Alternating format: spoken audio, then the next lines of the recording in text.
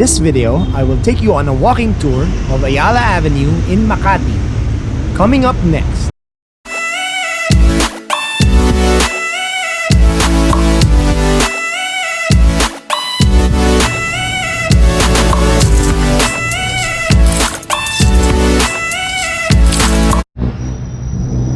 I'll be exploring Ayala Avenue a little more. In my last, I did a walking video to show you how the afternoon rush hour in Ayala looks and feel like. Click on the link above if you want to watch that video. If you like our content, please consider subscribing for it will help us a lot. Click the bell icon as well so that you will be notified of our new videos. I started at the corner of Amorsolo and Ayala Avenues, right in front of the Ayala North Exchange. The Ayala North Exchange is a two-tower office building with a retail podium. I'll explore the Ayala North Exchange on another visit. This area of Makati has the most density of skyscrapers in the Philippines. Most of the tallest buildings are located here, like the RCBC Plaza, Yuchenko Tower. Makati is considered to be the premier financial district of the country. Here, the pedestrian underpass along Salcedo Street is under renovation. You can see a finished underpass on my Ayala Rush Hour video. Click on the link in the description if you want to see.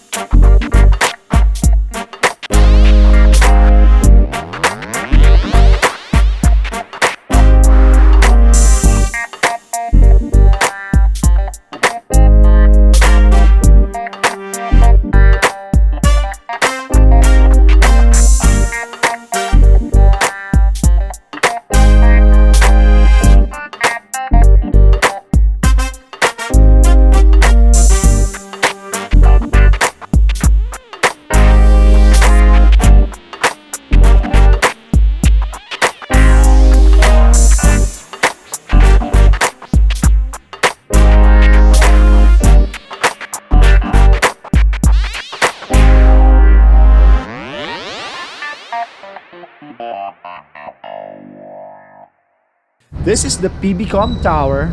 It is currently the third tallest building in the Philippines and the tallest along Ayala Avenue. Watch my top 5 tallest buildings from the link above.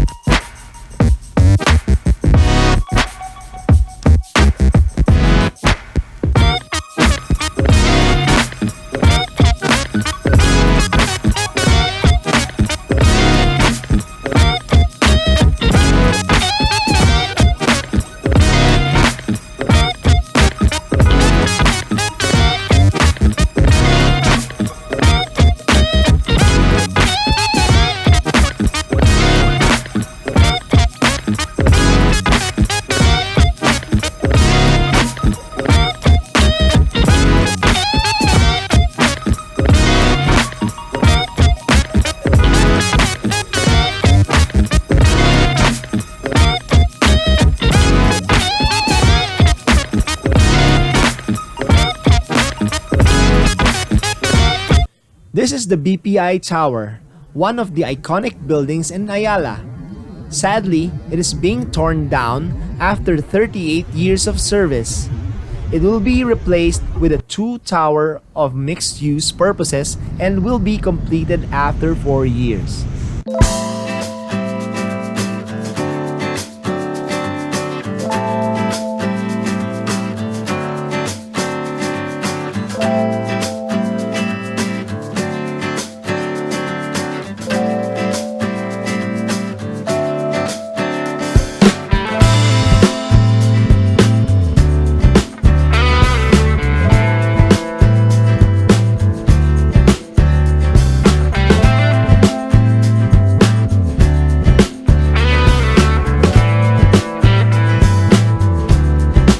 This is the Tower 1 Philippine Stock Exchange Plaza. This used to be the home of the Makati Stock Exchange floor. Now, it is located in the unified floor in BGC.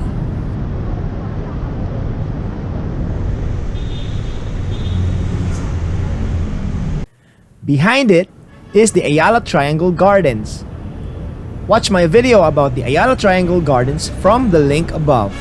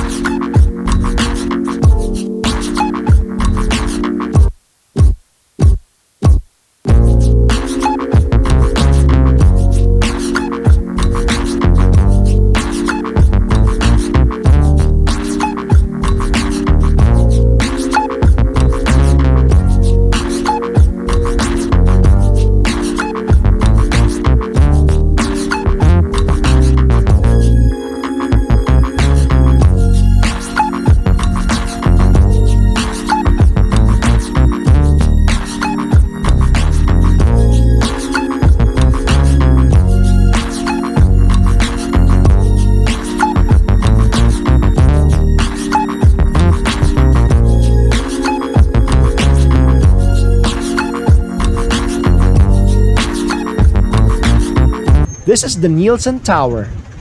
It is a passenger terminal and control tower of the Nielsen Airport. Back in the day, the Ayala Avenue and Paseo de Rojas are used to be its runways. Now, it serves as a home for the Blackbird restaurant.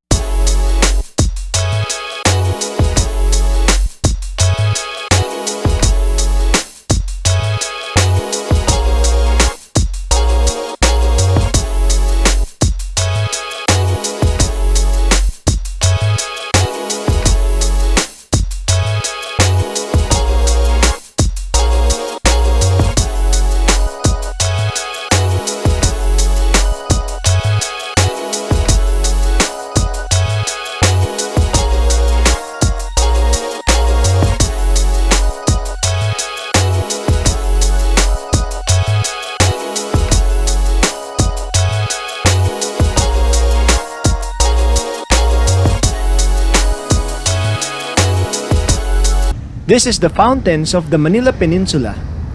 Sadly, when I visited, the fountain was not running. The Manila Peninsula is a 5-star hotel in the corner of Ayala and Makati Avenue.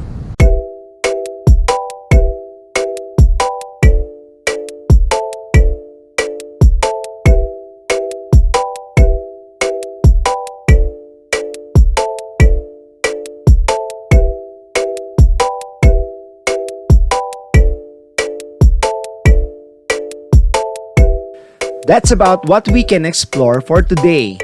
I hope you enjoyed my video. Where do you want me to go next? Write on the comment below.